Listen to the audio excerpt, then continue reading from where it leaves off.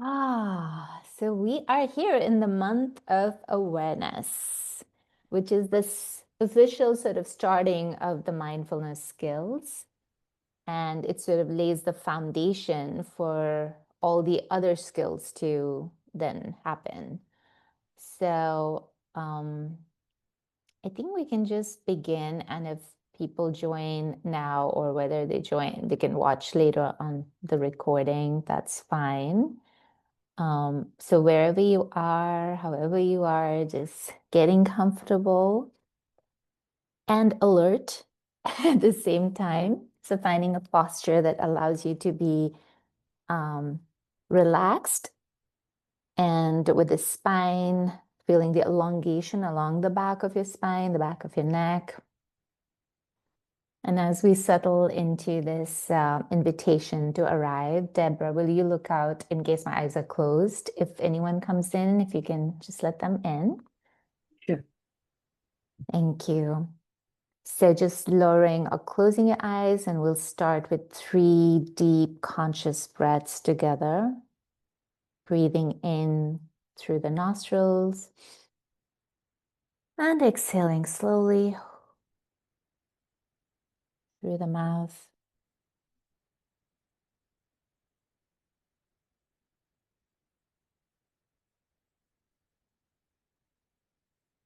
Once more.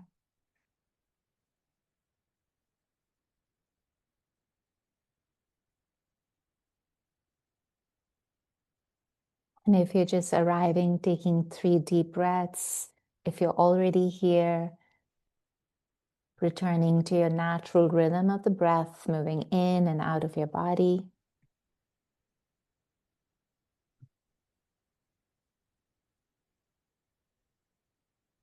And just staying here for a few moments, connecting with your heart, with your body, with your breath.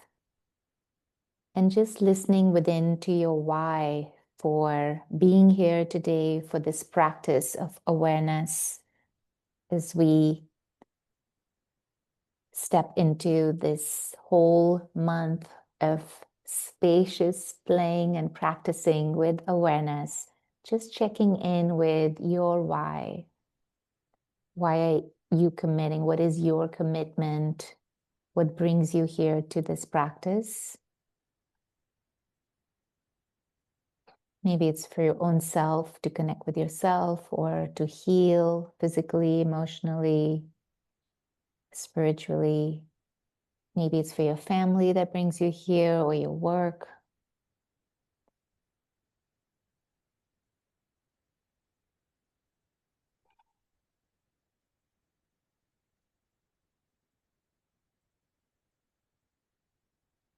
And also connecting with your intention for how you'd like to show up for this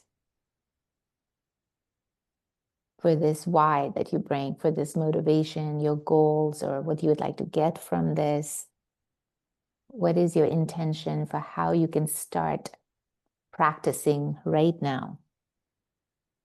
Whether it's showing up with care or showing up with presence.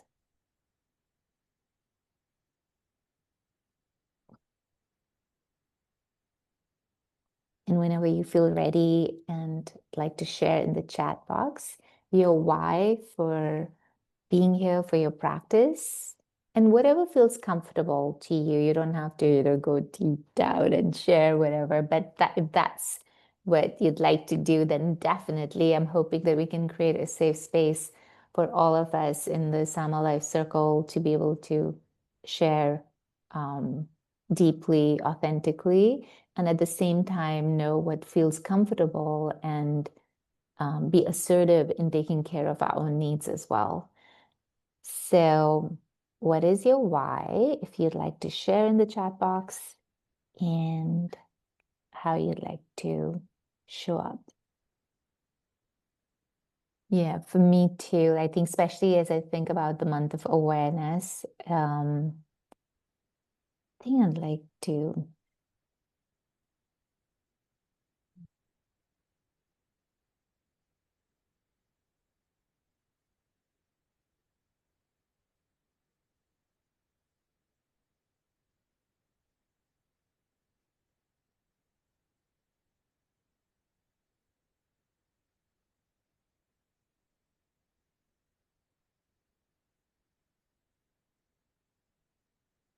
Again, we can even just, if you want, you can read others as well, because we're here supporting each other and hmm.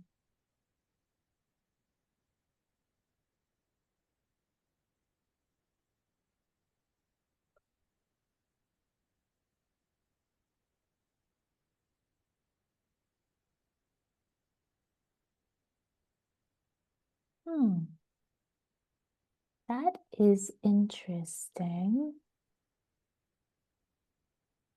What's that?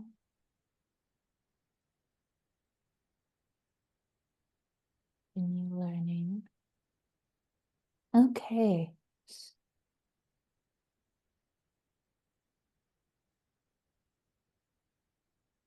And so the why is the motivation that will help us to sustain the practice. Every time we feel like, oh, I don't have the time, I don't have the energy, just connecting with what brings you here.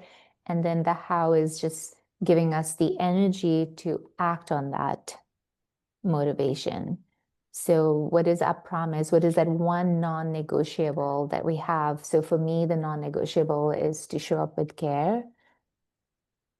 And that's, for me, that's the opposite of showing up like in a rushed way or just like zooming through life. And I think that reminded to me, like, okay, that's my intention. That's how I want to show up, live this life, this one precious life. So I think both of those things are really helpful as we embark on this journey of awareness. So I was, this time is for you to deepen the goal of this, doing this in this way. Hi, Lenny. Welcome. I'm going to mute you for now. Okay, so one of the goals is of structuring it in this way. It actually came from the 8-week class that some of us did earlier. And one of the suggestions was that there are 8 skills, and each one involves different aspects of awareness, right? And so we're talking about, let's say in the month of awareness, we're talking about awareness of the body, we're talking about awareness of the senses, inner awareness, outer awareness, there's awareness of the thoughts and emotions and interconnectedness. And so there's so many levels, and we were doing 1 week, we were doing 1 skill per week. And many people felt overwhelmed, like, oh, I was just starting to get into awareness of my body, and now we're moving into awareness of the thoughts and awareness of emotions. So that was one of the feedback that I got. It feels overwhelming to do all. And I'm like, okay, just choose one focus if that's what speaks to you, and just stay with that, deepen that awareness.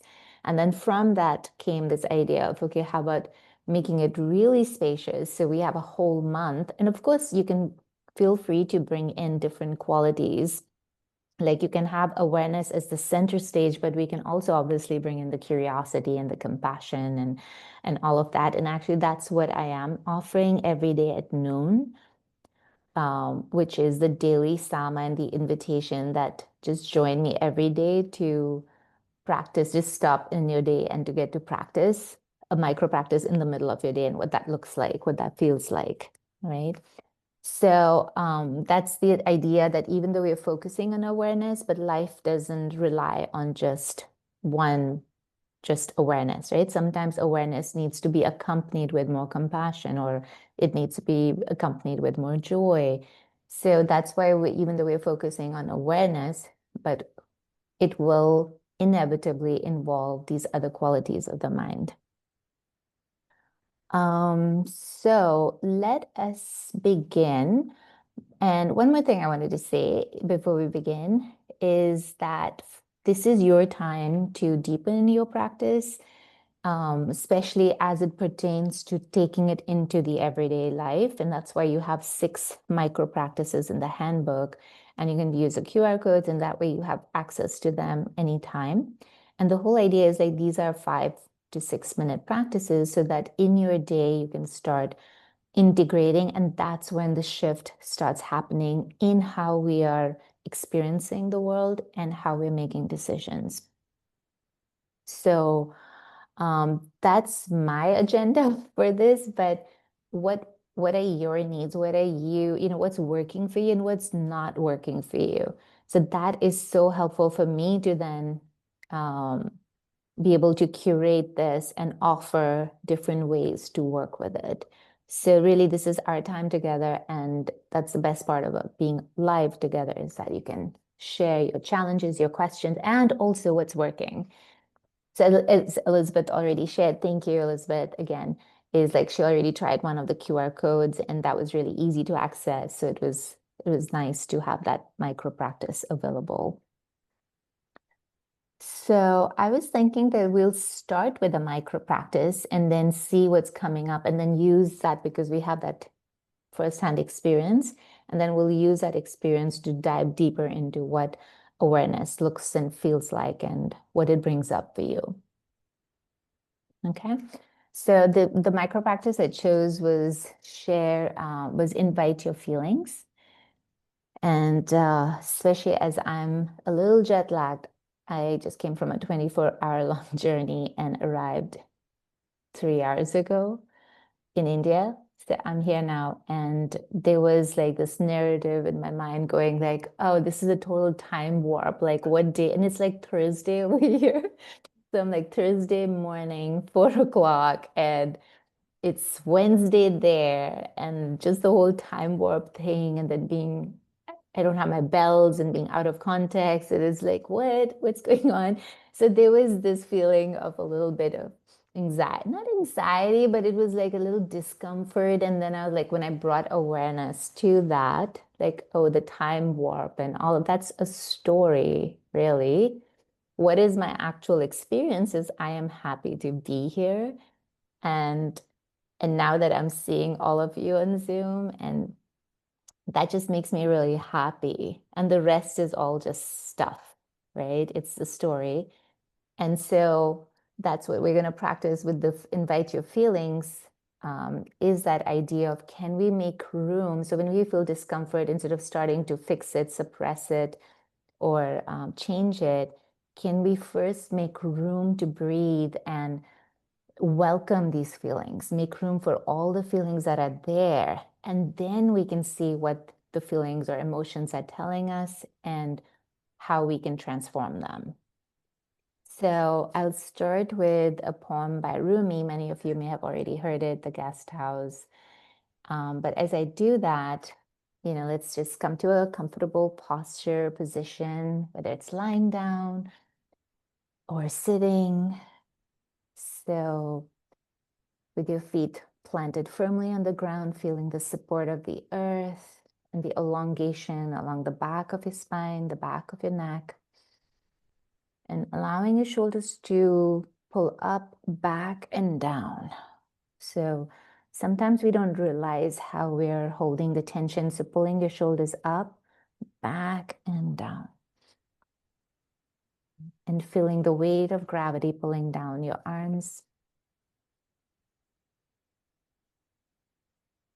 And softening your eyes or lowering or closing your eyes.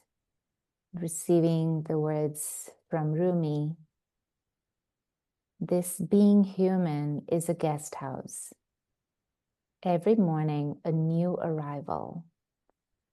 A joy, a depression, a meanness. Some momentary awareness comes as an unexpected visitor. Welcome and entertain them all. So whatever is present for us as we connect with the breath, with the body,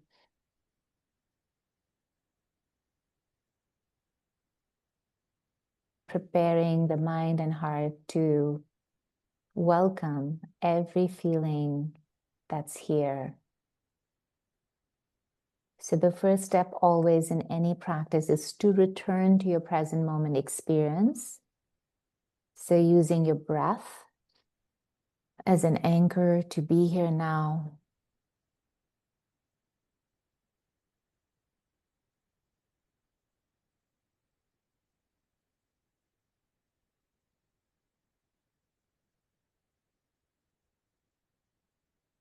Just for the these few minutes, letting go of any rushing, any expectations. And just allow your mind to rest in the awareness of this breath.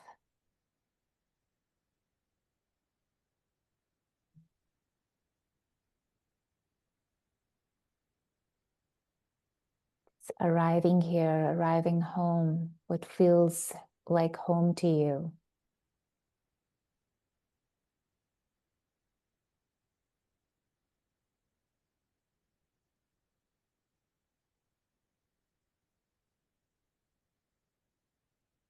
Sensing the full cycle of your breath, really tasting, feeling.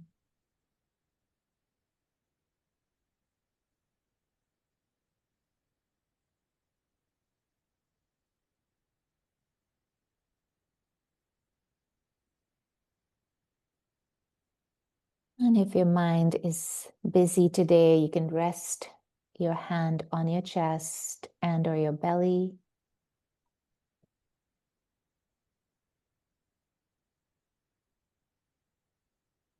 Feeling the warmth of your hands. I am here now.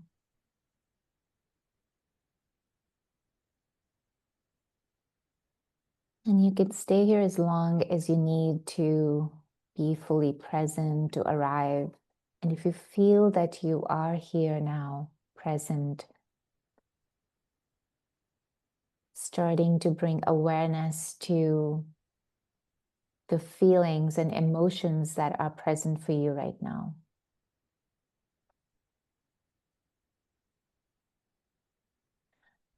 So without any judgment, just noticing what's here.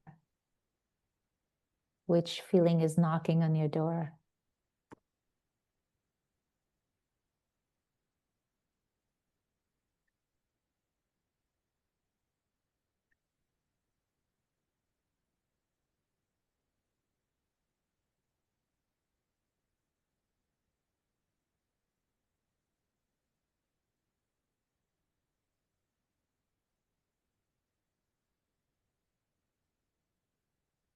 Making room for whatever is present for you. If it's a pleasant feeling, like feelings of calm and peace, making room for that. Seeing if there's any grasping or wanting this feeling to stay just lingering below the surface. So just softening that, letting that go, and allowing yourself to receive the gift of peace and ease, or whatever is pleasant in your experience right now.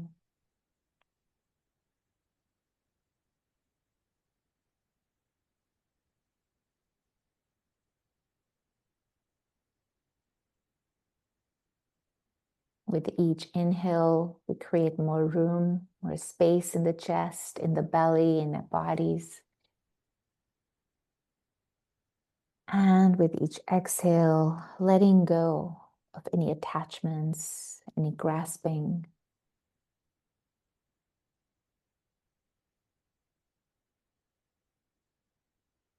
And even if it's an unwelcome visitor like grief or judgments, anxiety, stress, seeing if you can welcome those emotions too with that kindness.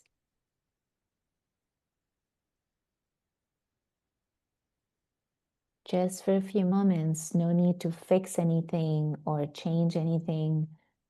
Just creating room to be with your experience of whatever emotion is here.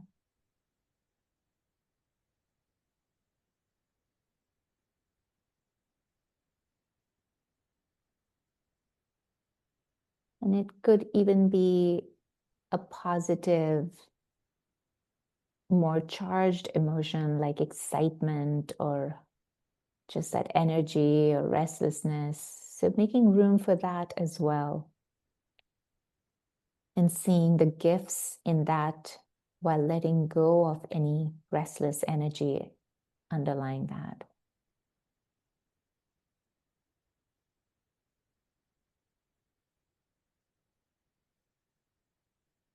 And as you stay here connected with your visitors, the second step is to listen within, to go a little deeper and see what is this emotion telling you? What is the information it brings?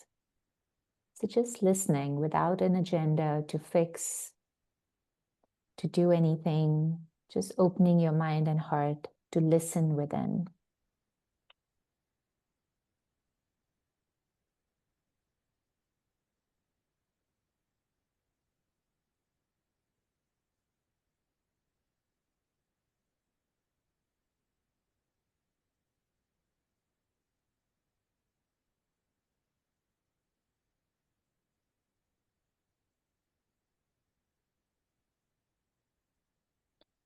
What are your emotions telling you?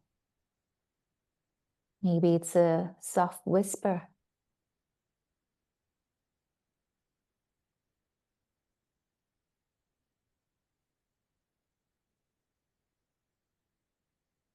And how can you tend to your emotions like a guest in a skillful, loving manner?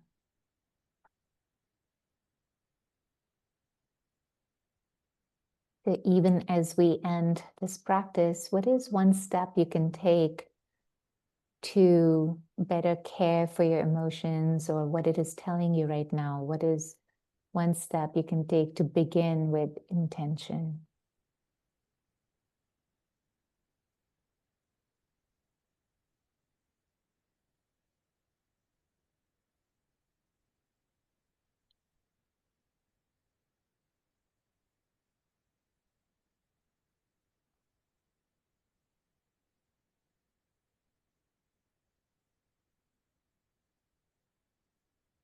And whenever you feel ready, opening your eyes and carrying forward this awareness into the rest of our time, into the rest of your day. Hmm.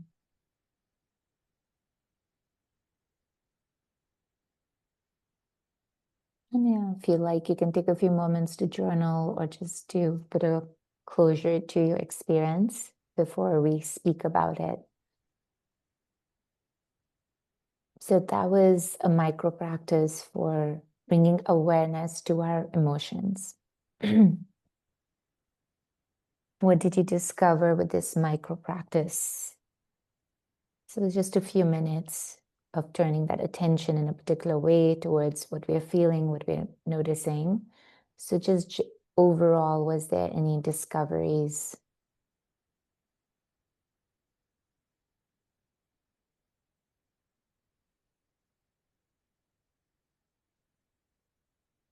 And if you had to break it down, the first thing is, were you able to turn towards your emotions, right? So the first step is to first stabilize the mind and return. Because the big thing about mindfulness is we can't think our way to mindfulness or awareness. We can't think that, oh, I'm here now, or we can't tell ourselves that. The telling is helping us return to the body and your actual experience in the body. And from there, we enter. So these are different doorways to enter our awareness, that capacity that already exists within us to be aware, to know without judgment, without grasping, clinging. And so the awareness of feelings, awareness of thoughts, the body, these are all the different doorways to return back to that inner knowing, right? So the first step is where you're able to open that door and look at what's there. Yeah. So everyone is able to open the door, even if it's a meanness or an unexpected visitor that you did not want knocking at the door. And then once we open the door, we can then start to see, okay, how are we relating with this emotion? Whether was there any resistance or grasping? So were you able to notice what's underlying the feeling of emotion, your own resistance, grasping, striving, expectations?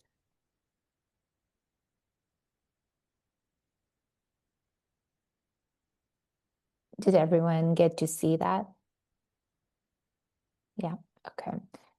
And then what are the small shifts? So when you turn your emotions in that way, in this spacious way, what do you notice in your own body?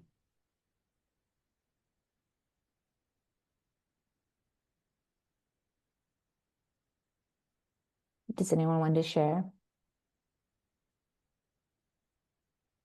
So like for me, when I get to that place of rather than being on my default stories of time warp and it's like the drama queen that's sitting in my head, like, oh, the time warp, and no doubt it was a long journey and all of that. But when I actually move away from that story, I just let it be there. I don't push it and all, but I turn that attention inwards of what is really happening and what am I feeling.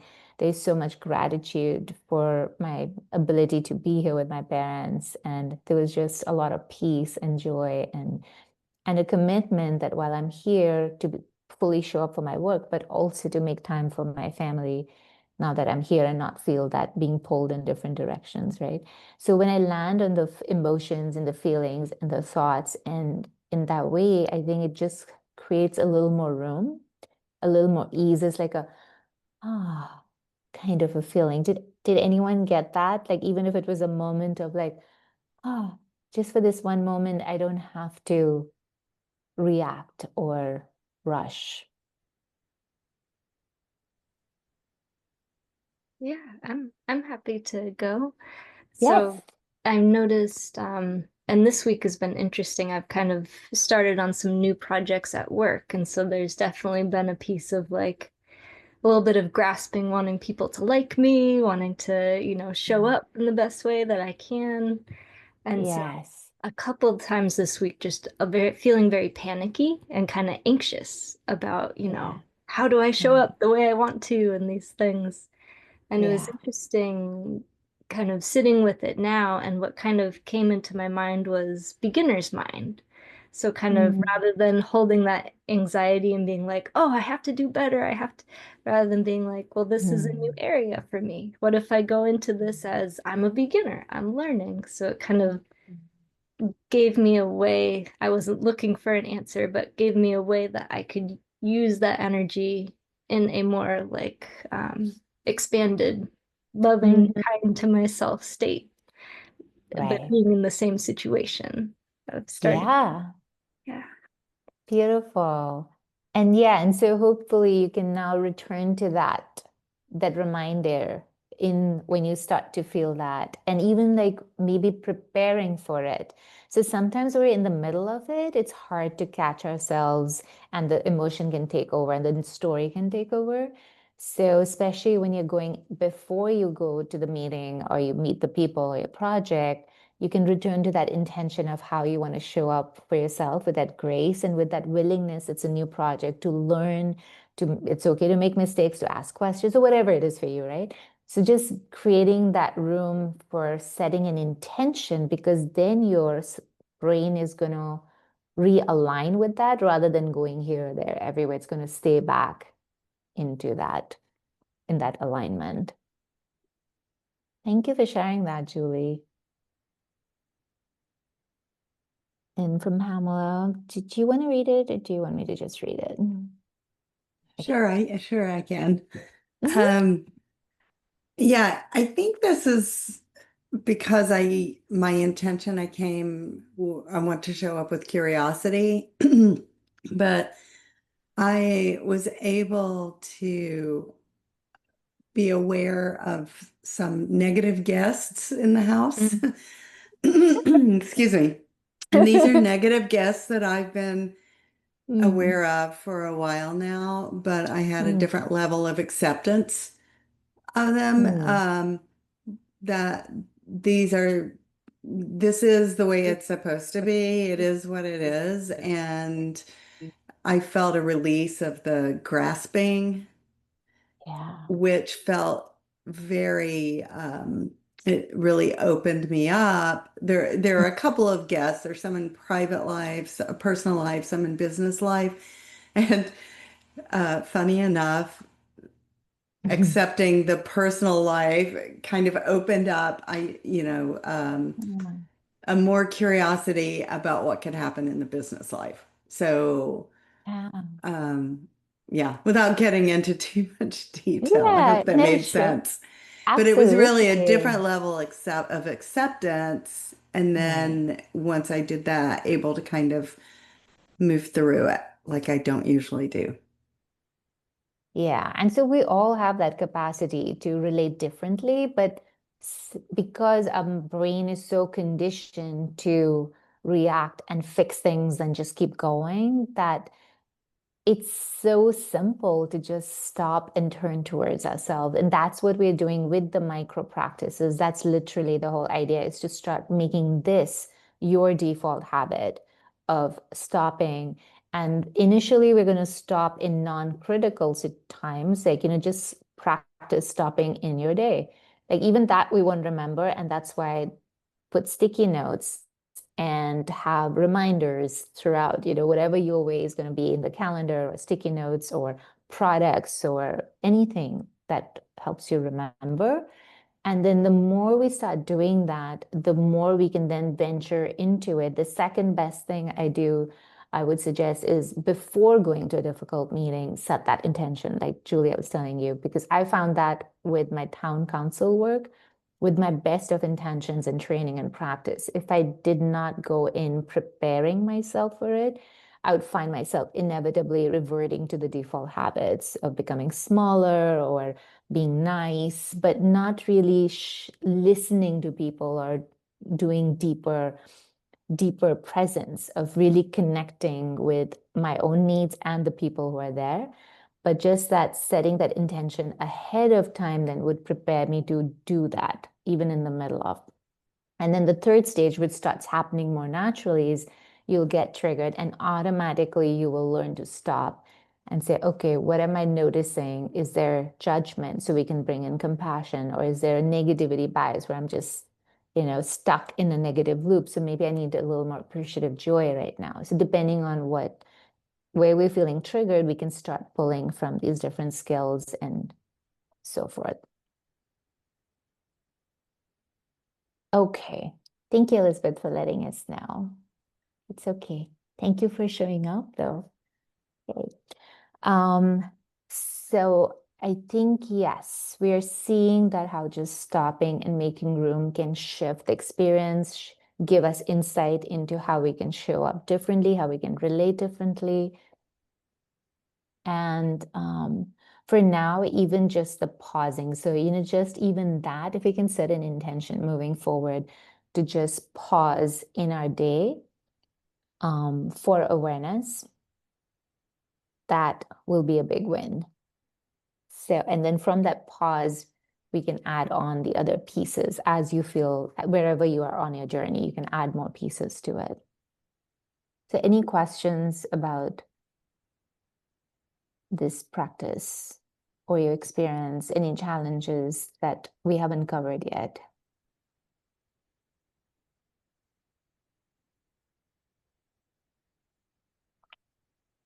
So we can just see that, this was not something you are building or creating afresh. This capacity is already within us, right? And so if you really think, for me, that's why I call the book Return to Mindfulness, because it's just so much of information out there that's telling us we're not enough somehow, and we have to work harder and we have to do better. And it feels like a lot of striving and a lot of work. And to me, it was like, wait, it's already here, And sometimes I just place my hand, and I actually got the cue from you, Elizabeth. You had your hand. I'm like, oh, yes, that feels good. And so I did it, and then I shared it, forward. And just that putting that hand takes our attention and energy from that rushing mind to the body. So that's also a really quick hack, so to speak, of immediately returning to your embodied experience.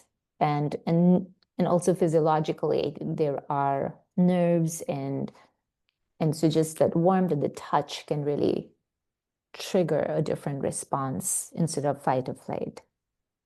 So all we're practicing is remembering. And when we remember to return and we're still finding ourselves anxious, which is what happened to me in town council in the middle of the debate and meetings, was like, okay, I'm aware I'm anxious and I'm breathing. So I remember to breathe, and that helped some, but I was still like, now what do I do? Now that I'm like a little calmer, what do I do now? And so that's where we start to, that's where these micro practices come in, of checking in, of really returning first to the breath and what is happening, and then listening within, what am I noticing without. So that's the training we are, the capacity we're building, is to stay with the discomfort or whatever is happening. And also, I always like to add with, this is not just for when there's trouble or difficulty, right? Also with joy and in happy moments, like staying in touch with this capacity of awareness to see the joy and the richness and the goodness in our lives as well, to appreciate that without grasping. So that's how we are using these micro practice to return to what is already here. So how many of you took the mindfulness assessment, the website? And that's okay if you didn't, because I just wanted to go through the continuum, and it's there in the handbook. But I think it's really helpful to also see where we might be.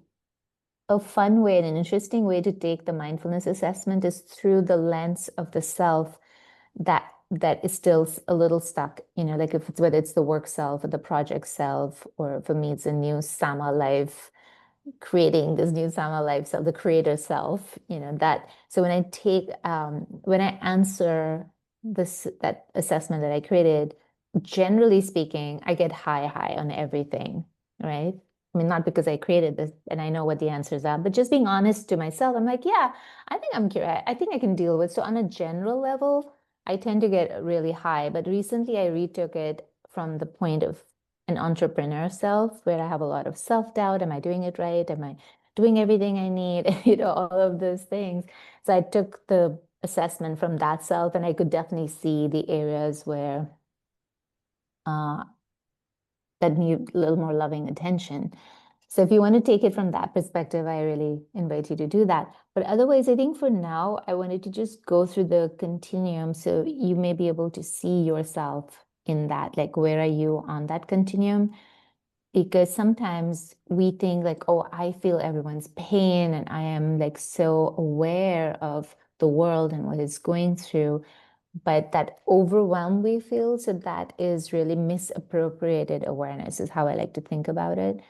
So there is a low awareness. We know what that is, when we're disconnected from the body, or we're not really aware of what's happening in the body, in our emotions or our thoughts. So that's low awareness. We know that. But then there's the other end of the spectrum. Let me just pull that up first, so it's not theoretical. And it's there in the book as well. So I mean, it's taken from the book, basically. Let me share my screen.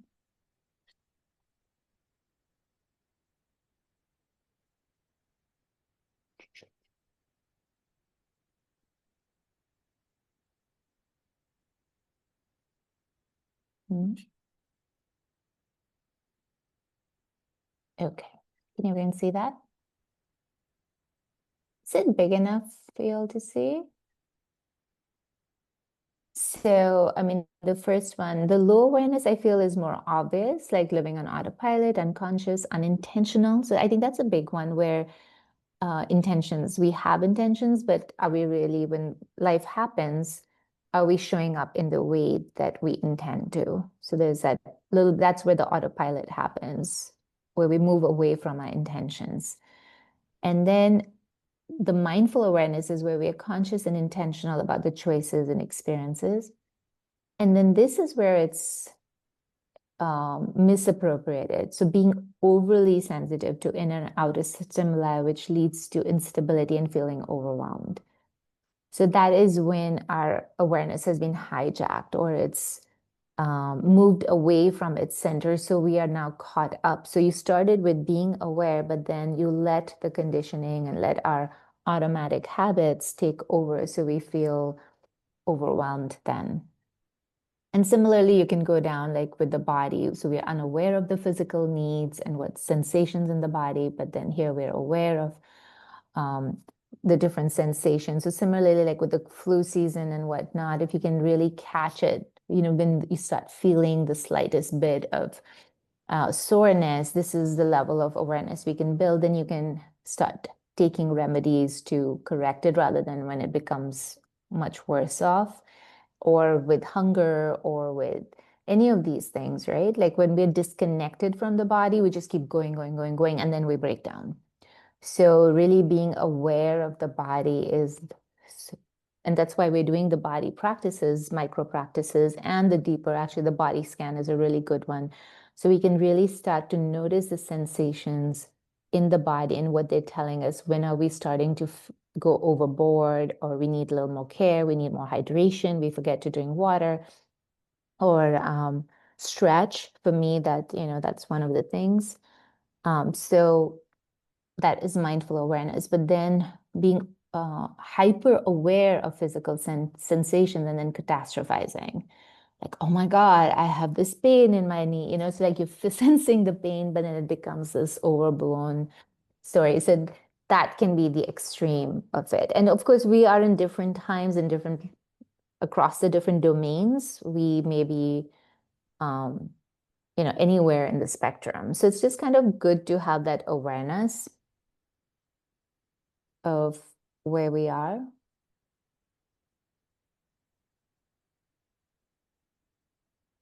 So if I'm going to leave this, so just by show of hands, would it be helpful to do, like to go over this? Because I was thinking, like, if you got to really look at this and see where you are on awareness in the continuum, if any particular domain really speaks to you, that yes, I feel really comfortable, emotionally aware, but with my thoughts, I am not. Or so it's just seeing where you are.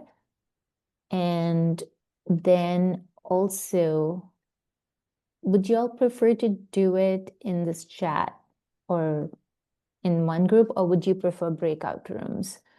Okay, so I gave you both options. Let's do one by one. So how many of you would prefer a breakout room? And I can't see all the hands. So how many of you would prefer a breakout room to be able to speak one-on-one? Okay, anyone for breakout rooms? No, it's a small group, so maybe we don't need one. Okay, we don't really need it. Okay, and if there's anyone who does, like, you can always email me that. Sometimes, like, I guess in a bigger group, it's helpful, but this is a small enough group that we feel we can just share. All right, that's fair. So I'll pull that up again, but I just wanted to see if, in a way, you are on the continuum, and then link it back again to your why for this practice, and how you can continue to then, how awareness, the practice of awareness, can help you on that continuum. So do you want me to pull it up again as we talk about it? Okay.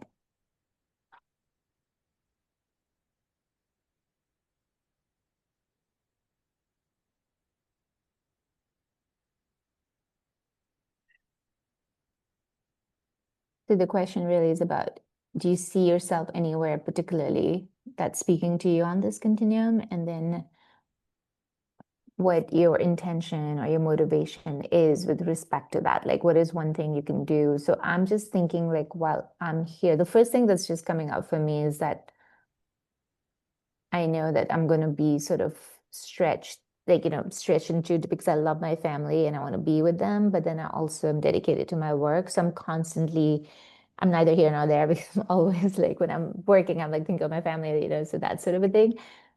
So I think that is my default pattern, like running on autopilot. And so being very intentional while I'm here for the next 3 weeks, that what is the time? And once we get the rhythm, like, what is the time I'm going to spend with my family, and then not think about work and just be fully there. And then when I'm working, to sort of just be really focused.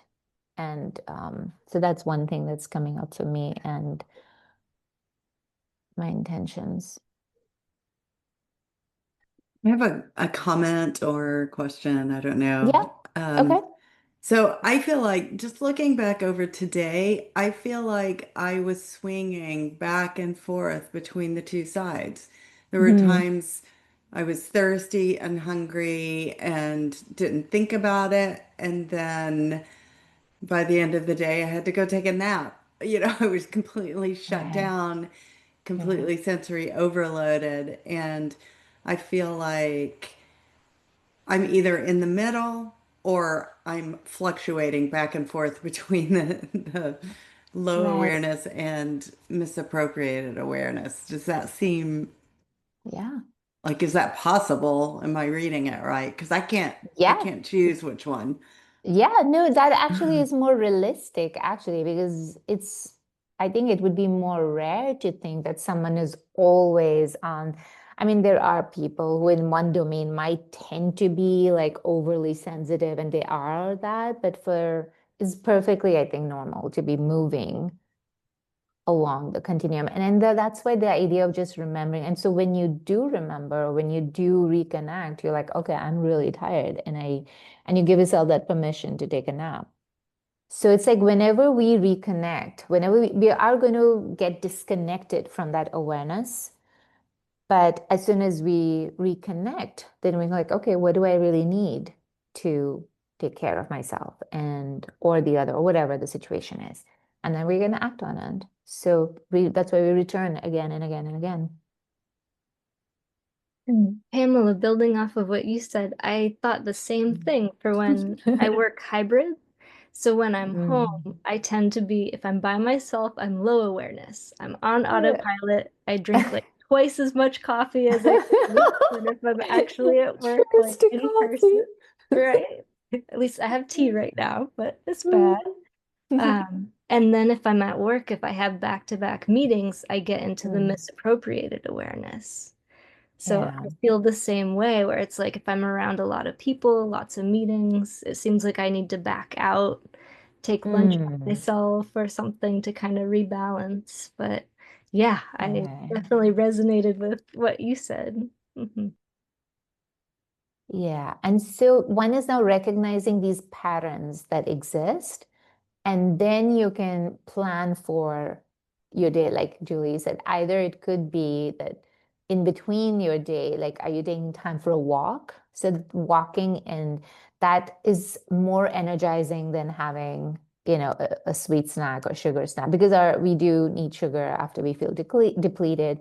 But in terms of studies that and you probably might have covered that in your own PhD and what you did, but there was the studies about a 10-minute walk can be more energizing than a sugar snack. I mean, maybe that's not surprising, but what do we revert to? At least for me, when I'm depleted, is I go to dark chocolate, which is not as bad. And I read the ingredients, they're all clean and all of that. But still, like, instead of that clean ingredient dark chocolate, if I go for a walk, especially when it's beautiful outside and we have access to it, I think that can be really clearing the head and move the energy that's stuck and process stuff, and also finding ways to incorporate it in your day. That's one thing. And then the second thing is like continuing to bring that awareness, like the deep breathing for me. So that's the other thing we forget when we're in the middle of intense stuff or new stuff, overwhelming, is we're breathing like really the superficial way, surface level. So especially as things get intense, just maybe put a reminder of deeper breathing.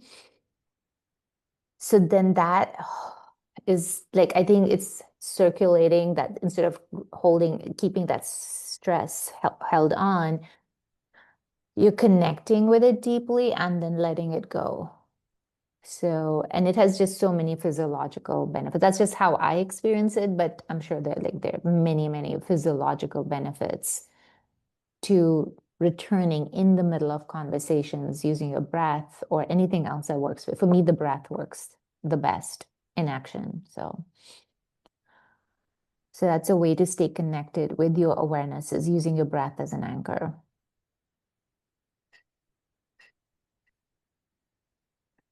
Anyone else has challenges, questions? Right. And yes, and so it's easy to slip into misappropriation when tired or in pain. So that is really good awareness to have, is about the state called ego depletion state.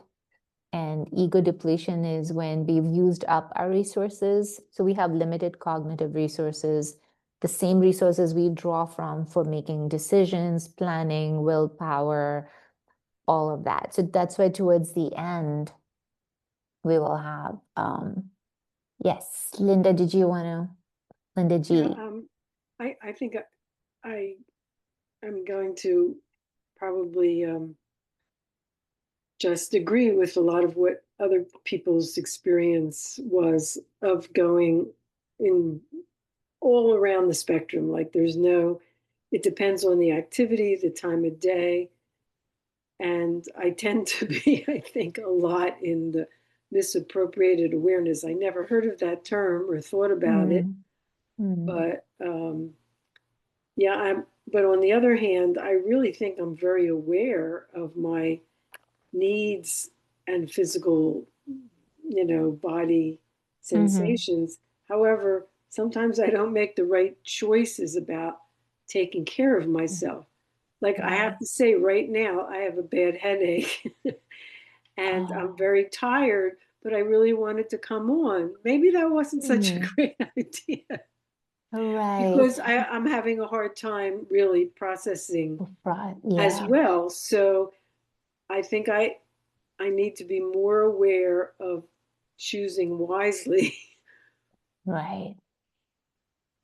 Yes. Thank you for sharing that, Linda. And also, like right now, once we realize that, can you check in if you need to get something for your headache? Do you need water or anything that you can do? Yeah, I think I would like to go get some water. So Yeah, let's take a thank you. break.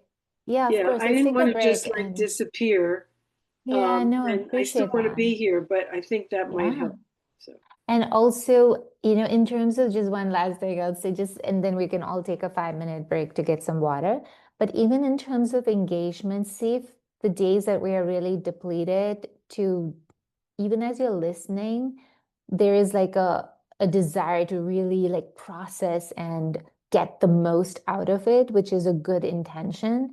But in that like that's almost like a grasping. I'm not saying you are grasping, Linda, but just in my mind, because I'm like always a perpetual student and wanting to learn. So then that can create more stress. So just see if you can just receive and whatever you need to receive today, your intention to be here to practice that itself is going to reward you without needing to put in the extra effort to process. So just the being here, that's your gift to yourself. So with that, let's take 5 minutes because of all the water talk. I realize I'm really dehydrated too. So let's go get water and anything else we need to take care of the body.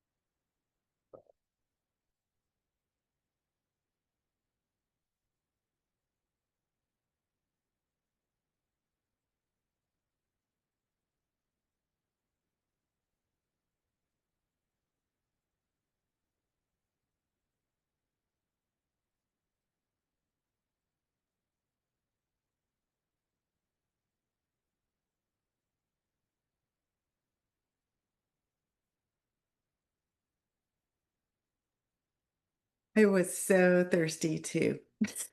That's great. I know, right?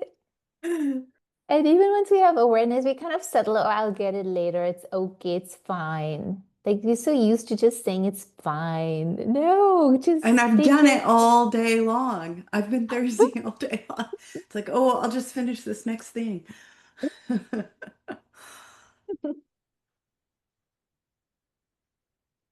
So true. Elizabeth, I'm gonna get to your question too. I love that question. Hmm.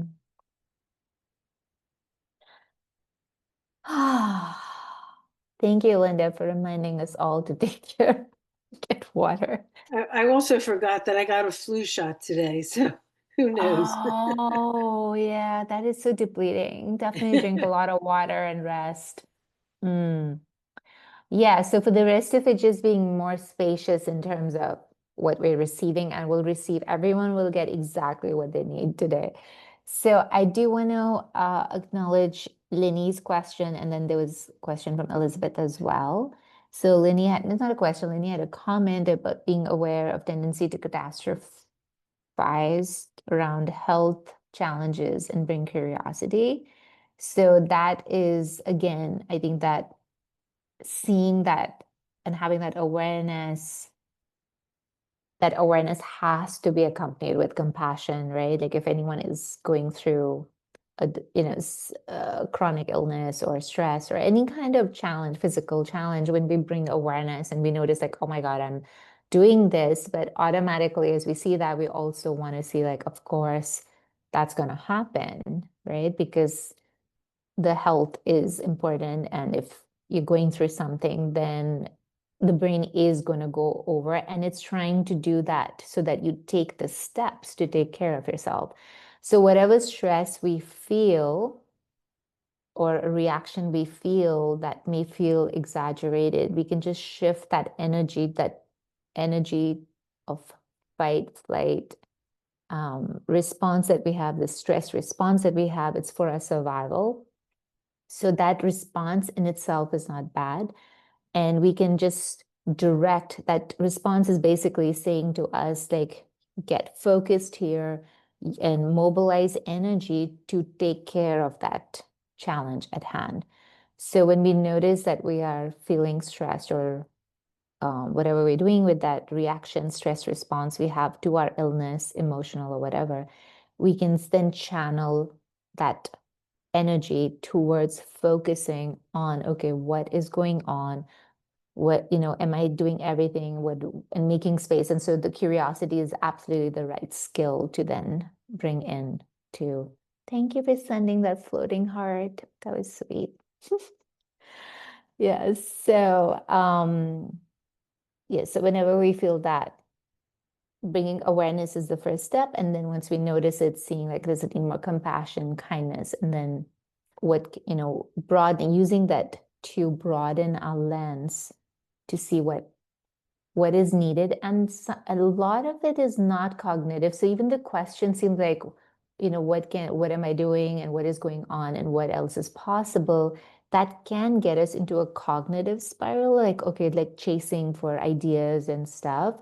And that there is room and place for that in our lives, but also part of the mindfulness practice is to go within and the trusting that the fact that you are intentional and you're looking for sincere answers, trusting that they will show up without the striving and the running after it. In fact, that is what we're becoming aware of, is it's more about letting go of the running, the striving, and then we return to a natural place of clarity, and our intuition rises and so forth. So hopefully that's helpful. But keep sharing, where you're feeling stuck, what is helping, and where you're feeling stuck as we move forward. Okay, so now for Elizabeth's question, which is always nice to have questions about also the play side of life and the positive side of life and how mindfulness can help with that. So are there any micro practices to become more aware of our gifts? My default is to focus on my imperfections. Well, welcome to the club. I think most of us tend to do that, especially if we're perfectionists, and then especially if we're women, and especially if there's so many reasons why so many of us spend so much of our lives looking at all the ways we can be better and ignore the parts that are already beautiful and want to be shared. So that being said, and this is free. Like, if anyone else wants to chime in, I think this is such a rich and good question. Are there any to become more aware of our gifts? So when we get into specifically the skill of energy, which will look at the 4 domains of our lives: physical, mental, emotional, and spiritual. So the spiritual domain basically is the invitation to spend more time with yourself, like in nature and places that nurture you, like whether it's poetry or music. Or so, by the way, the other way, just, and that's very much related. Seems like it's a diagonal thought, but it's not. So for example, I went to this concert, and I know, Pamela, you go to a lot of musical concerts too. I see you on Instagram. But so I went, and it was by Yaima. I don't know if anyone's heard that group, but this woman and her partner, and he plays all these world instruments, and it's Yaima. And she was like, literally, I felt like she was channeling, and her voice is just so beautiful. So it was like 2.5 hours, and no one wanted to go with me for it. My husband didn't want to go. He's like, and none of my friends. So I'm like, you know what? I'm gonna go myself. It was a very brave thing for me to do because I normally don't do that. Like, concert for me is more of a social thing. But something in me said, no, I'm gonna do it for myself. It's my me time. And I just went alone, and it was like 2.5 hours of standing and just kind of just moving with the music. And it was like such a great release for me of all the work, the stress I'm holding. And also, like, for me, music and movement is my way of letting go. And so once we're letting go of stuff, then it's making room for us to connect with what we do love. So this journey has let me, like, I grew up thinking I'm not creative, especially because I grew up in the Indian system, which is very rote learning, and there's no room for creative writing or painting or any of those, or poetry, all of that, right? It was literally just learning and memorizing math equations. And so when I moved to the States, I just felt I was so not creative. And it's this process of letting go of and making room through things that I enjoy. So I think a starting place is to start with what you enjoy doing and being, whether it's in nature. So for me, nature was very healing. I would talk to the trees and feel like they're giving me answers back. Of course, they're not talking to me, but being present and asking, voicing that question and being in the presence in nature allowed me to hear my own wisdom. And earlier, it's like, oh, the trees are talking to me. No, it was me talking to me. But so when we make room, whether it's in nature or music, so start with things, making time for things that you enjoy, whether it's reading poetry or dance or music or whatever it is, right? Even if it's in an informal, you don't have to go and join a group or something. Just do it informally in your day. Make time in your day to take 5 minutes to listen to music and just dance in nature or whatever, right? So that's, I think, one thing that gets the energy flowing and gets you to start listening and connecting with your gifts. And the more we're practicing that listening aspect of mindfulness, which again is not emphasized enough, I feel, in secular mindfulness, we learn to meditate and train. And yes, we do listen to your emotions, but I'm talking about even below, keep listening, trusting, what is surfacing. And you'll start to see, and I think, Pamela, you shared about how you started writing more after more formally practicing mindfulness, right? So that will start to happen. Any other ideas in the room? Yeah, Linda. Somehow, in thinking about the question that Elizabeth brought up, what kept coming back to me as I listened to you also talking about what we enjoy, it just feels like taking moments of being, like, making a gratitude, being aware of what just gratitude is Gratitude. really what like Uh-huh. really flagged me. Yes. Because we can be grateful for a lot of things outside ourselves, but we can also be grateful. Like I don't hear Mm-hmm. people saying like make a gratitude list of something that you were proud of or something Yes. that gave you pleasure or something I'm grateful that I Mm-hmm. persevered with my knitting, like anything. Yes. I love that so much. Yes. Yes. I know I was gonna do that too. I'm gonna do something. Yes, the floating arties. So true. So that is exactly the second skill that's really helpful is the appreciative joy and gratitude. And gratitude for yourself, the goodness in you, and appreciating things that you feel good about in yourself.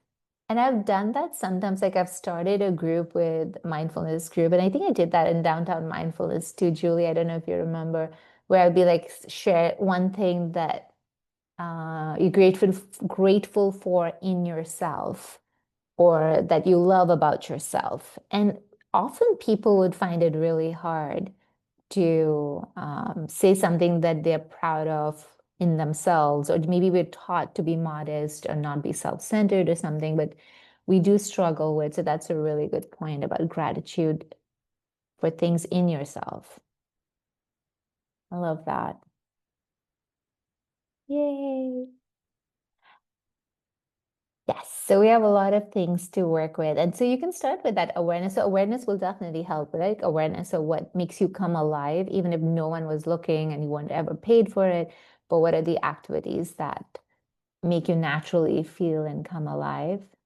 And then associated with that. And also journaling is another great practice to uncover what is below the surface. So doing freestyle journaling, so just taking some time, like after your micro practice or after you've been in nature, you can ask yourself questions that are coming up for you in terms of, I love, like, open-ended question and just stream it, seeing what comes up.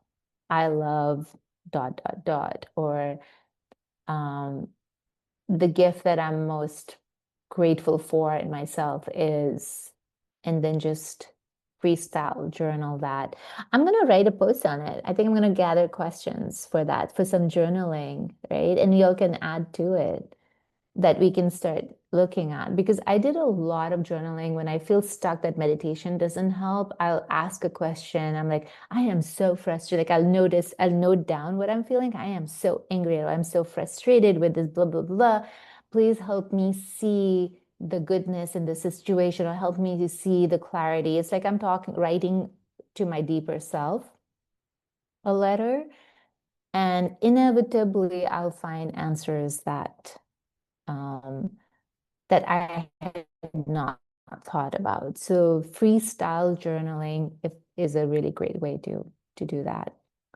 And Lenny said, I've been revisiting books and authors that have helped me over the decades. Yes. So remembering, reading, keeping good company, right? The company that you keep in. So if you enjoy artists or musicians, and being in that company more, making time to spend in that is definitely helpful. So there's that.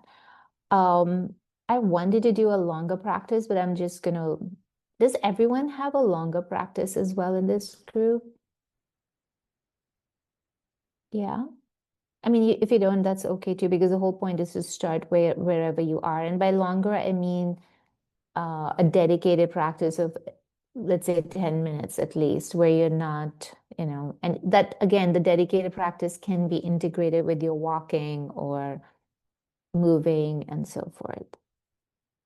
But it's really important because the dedicated and micro, they have different benefits. The dedicated practice helps us to go and look at the deeper patterns of what is there.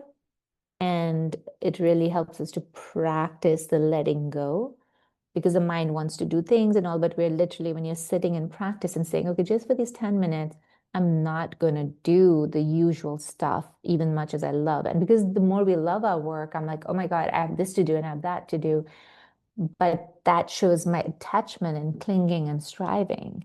So the practice of sitting for 10 to 20 minutes, and you can keep increasing it at your will, is the practice of me letting go. This is my practice of letting go of the chasing and the striving and rushing and all of that. So that's what the deeper dedicated practices are, to deal with the deeper patterns and discover what's underlying.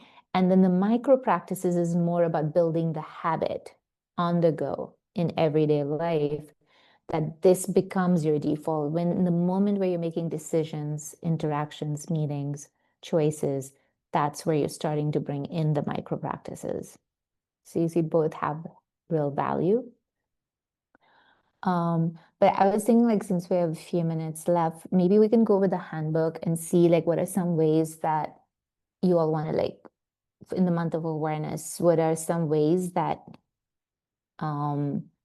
you want to structure your, because the more you plan, and that's been studied, that if you're very clear about the time, the place, and what you're going to do, you're more likely to act on it. But if you say, yeah, I'm just going to do it, then other things, more important priorities, are going to come in and you won't be doing. But without it feeling like, oh, I have to commit and all, not like that kind of, but just like thinking through like what would be helpful. So I'm going to pull up the thing again and share, and just sort of go over the different options that are there and see what, and I think the more you all share what you practice, it also gives ideas to other people. So please do share what, how you think you want to go about it. Okay, so what were the different options? Was to start with one micro practice, and I think do it twice a day. Was that the first? Yeah, so the first step, so the emphasis is really on the micro practices here. So choose one micro practice that speaks to you. So, out of the 6 on awareness, you can choose one every day when you decide. Like for me, waking up in the morning is where that's my non-negotiable. The first thing I do when I wake up, while I'm having my coffee, or right before that even, that's my non-negotiable. Before I start looking at my phone, is I'll play a micro practice. So for me, because I've done this so many times, I may or may not stick to awareness. I do the Decibel app, which has my 48. So I pick a random one, and that's what I'm doing at noon. So if you want to join me at noon, however, that being said, my noon here is going to be your middle of the night. So, but you will get a recording. So I'll put the recording up so that when you wake up, it'll be there for you. So if you want a random micro practice in the morning, and if you don't have the Decibel app of mine, so if you have the Decibel app, just go with the Decibel and choose a random one. These are again options, right? I like variety. So for me, having these different practices is a good thing. But if you're looking like, okay, I just want to go with there is a body, and I want to, this is really speaking to me, I want to really develop my awareness of there is a body, there is a body. So you can choose one of the 6 awareness ones and just stay with that for the whole day, and or 2 days or 3 days, as long as you want. So is there any one particular style that speaks to you about the micro practice? Like how you want to go about choosing which one you will do?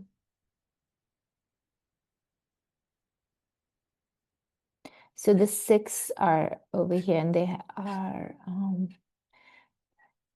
so there's a sensory awareness. So all the practices as we move through the skills, they're based on a similar taxonomy or logic, that whether it's awareness or compassion or whatever. So we're bringing it towards, it could be a general thing. The first one is kind of general, or so in this case, we had sensory awareness. So we're turning the awareness towards senses, but then it moves through the body, like awareness of the body, compassion for the body, curiosity of the body. So whatever the skill is, we're moving, directing that skill towards the body, our feelings, our thoughts, awareness of thoughts. And then on the fifth day, we go into interpersonal, not fifth day, the fifth practice is generally the interpersonal, now bringing it into interactions, awareness and interactions. And then the last one is a general one to strengthen that particular skill. So that's kind of the order that will be maintained throughout. So just so you know. So you can then choose, as you like, whether, like I said, and you can do both. You can have a morning which is random, just pick any, and that speaks to you. Or you can start in the morning with one awareness one, and then at noon do the random one to deepen, because anything that we bring in is only going to deepen or expand your awareness. And then, so any thoughts about how you'll want to do this?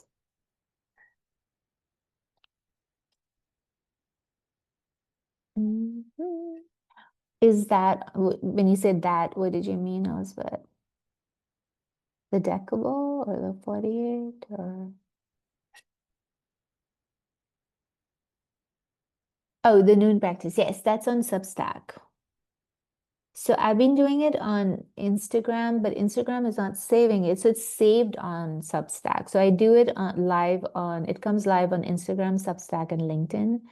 But I save it. I think it's saved on LinkedIn automatically, and it's saved on Substack. So Substack under micro practices, there's a heading in Sama Life for that, and you can see within that it'll be there. Yeah. Okay, so there is that idea. The other thing is, like, I thought that, as you look at your calendar, like I was noticing what is going to support me and what are the challenges like in October. So for me, traveling is what gets in the way of what's going to get in the way is going to be the travel and so it's not a regular routine. So which is what makes me, I need to be very intentional with my travel. How can I do it realistically without sort of feeling bad about it? So this was just for you all to look at the calendar and mark down any specific things, but also if you need to on the calendar, mark down your time that you're going to dedicate, just like you give, time for your meetings. This is your meeting time with yourself. So even if it's to explore your gifts, and it's awareness of your gifts, maybe that's what you want to dedicate. I don't have a micro practice for that, but we need to create one for that probably. So awareness of my gifts.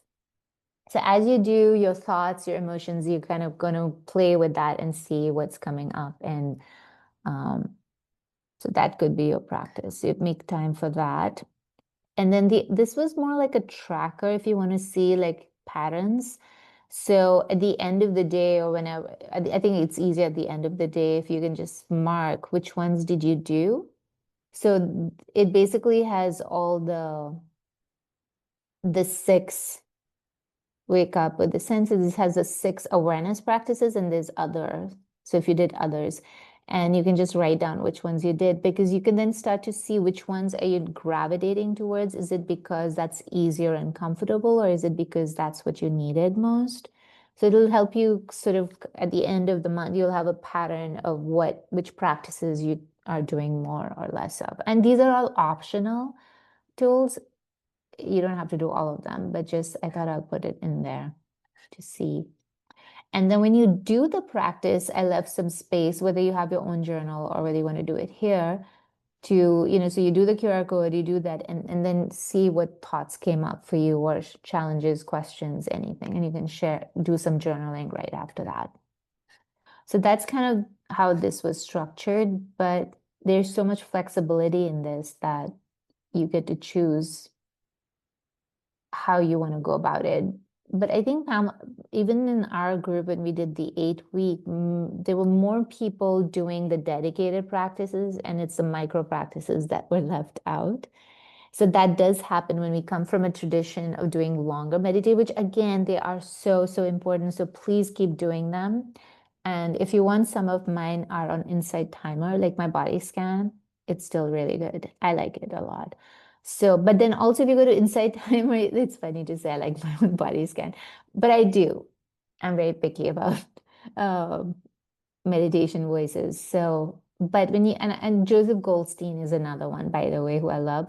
And if you all don't know about the free resource Dharma Seed, it has all the recordings of all the teachers. Like if you like Tara Brach or you like Joseph Goldstein, I love Joseph Goldstein, for instance.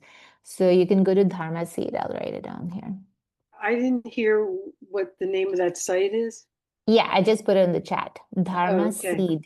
Oh, Dharma Seed, yes. Yeah. So they have, I'm not on Dharma Seed. That's like, they're a very exclusive club. It's it's more people who teach at, I think, Insight Meditation, IMS, or they teach at Spirit Rock. So I think it's the teachers in just those two places. But I am on Insight Timer. I'll put that down too. Dharma And Seed is the one that has also recordings from retreats, yes, and yeah, some of them are open to anybody. You don't have to have been right. on that retreat. So Yeah, I find that interesting. it is very beautiful. So I give a monthly donation to Dharma Seed because I have benefited so much from, they've kept all the teachings accessible to everyone. So you can go by topic, you can go by teacher on Dharma Seed, like, curiosity. So virya is the Pali word for curiosity, and you can come up with all, or karuna is compassion. You can find out all the talks. There are talks and then they're guided meditations. So depending on what you're looking for, you can really go and look at that. Or you can just stay this and do this fully well, and you don't have to go here and there. But if you did, I'm just saying, if you want dedicated practices, there are a lot of them over here. And of course, I've also created all of mine in one place. So there are about 70 practices. There are 22 dedicated practices for like walking, mindful walking, or the body scan, the open awareness. I've put all of them together in one bundle. If anyone wants access to that, I'm happy to share. It is $44, but you can give donation, or by donation, you can get all the 48 practices and the over 22 longer practices. I put them all in one place on Teachable. So there are specific longer meditations for curiosity, for compassion, and then just general ones. So let me know, send me an email and I can, send you. It's on my website actually. But if you can't find it, send me an email. Okay. Eileen, kind of a silly question. So Yeah.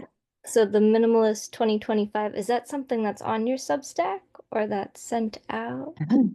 What with is the a QR? minute? Is that what it's called? Minimalist? No, the minimalist was a template I used. But are you talking about this handbook? Yeah. The Where's hand So the handbook, I sent an email on MailChimp, I sent a link.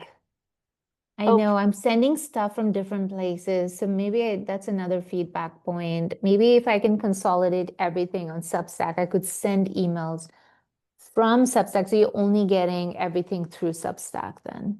Would that be better? Thank you, Yeah. because I'm guessing it's Okay. in my spam file because I was like, this is awesome. Where is this? So, okay, I will Oh, check for okay. MailChimp. Thank you. Oh my goodness. Yes. I sent the link to this, and the Zoom link also was sent through MailChimp. So yeah, it sometimes goes into the spam. But what I'm gonna do is I think there's a way to now send everything to Substack. So I will resend these resources to you from there. The other option was to remove the background, because if you're planning to print it, I realized, because I like things to look beautiful. So I put this very nice antique background, but I'm like, oh, printing that is going to be a lot of ink. So I'll replace it. I'll have this one for beauty if you want to look at it on the screen, and if you're working on it editing, but I will have one without the background so that you can, and it's done, and it's like, I didn't get mine, but if I even wrote the instructions how to print it. So it's like actually a 5x8. And if you choose the booklet printing option, it will place it in order, and you can then fold it and it becomes like a small 5x8 or 5x7 booklet. And then you can just like staple it. So it becomes like you can carry it around. It's small enough. You can fold it and put it in your bag and carry it around with you. Get the handbook on the Zoom link. I was like, click it. So, Yep. Thank you for letting me know that. That's good. That's good to know. Okay, so yeah, so the basic idea over here is like there are many different options that you can start with just one micro practice and then finding your pace. So once you've started doing the audio, then you can start adding 30-second returns on your own. So you don't need the guided, but like right before your meeting, you can be like, okay, what am I feeling in my body? What are my emotions? And then you can return to your intention and transform it, right? And then widening the path, adding the dedicated, but some of you already have a dedicated, so that's great. Just keep the dedicated and the micro practices, and then embodying it is where you are naturally starting to remember which practice to bring in. Yeah, so there are different ways to do this. Yeah, and so one of the ways to deepen is to teach, not teach technically, but you can talk to maybe your children about it, like play with them around these practices. Now, the more you talk about it, the more it becomes, as a teacher, you know that when we teach, you become more skilled at it yourself. Okay, any questions or comments before we end for today? Oh, it's 8:20, no, 25, okay. I'm gonna end this, right? And I'll make sure to send it to you all. Okay. So also the Substack has a chat in it. So if you all have any questions, if you all want to share, something that you discover that has been very useful to you, it'd be great to share it in the private chat, because the private chat is only for, I think there's 16 or 20 people right now in this group. So it'll only go to the 16 or 20 people. And that will be really inspiring for us to learn from each other how we are using the micro practices and creating our own path to return. All right, any last questions, comments? All right then.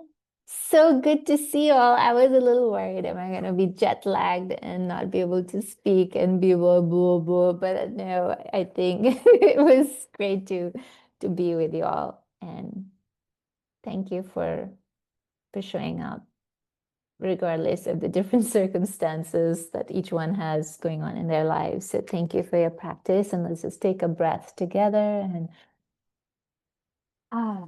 thanking all the teachers before us, the ancestors that have passed on this wisdom to us, and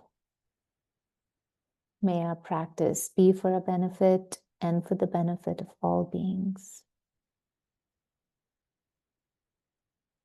Thank you all. All right, see you all soon on Substack or somewhere. Yay, floaty hearts. I love that. Oh. All right. Bye, everyone.